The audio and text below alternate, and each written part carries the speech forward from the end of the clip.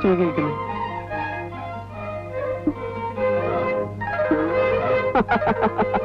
ആ ഞാൻ തന്നെ.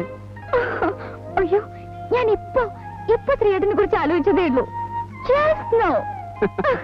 ആ അതല്ലേ വന്നത്. ശ്രീയേട്ടൻ എപ്പോ വന്നു? രാവിലത്തെ ഫ്ലൈറ്റിന്. അയ്യോ, ഇന്ന് വരുമെന്ന് ഞാൻ പ്രതീക്ഷിച്ചതേ ഇല്ല. നിനക്കൊരു സർപ്രൈസ് ആയിക്കോട്ടെ എന്ന് കരുതി.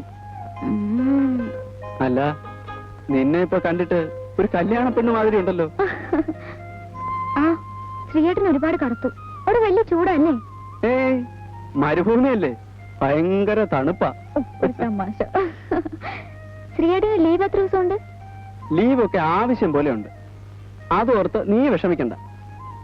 എന്ന് വെച്ചാ പഠിത്തം ഉഴപ്പണ്ടാന്ന് സാരം.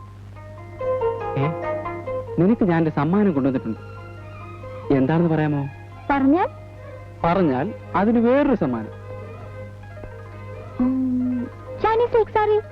അല്ല, ഏയ് നോ ചാൻസ്.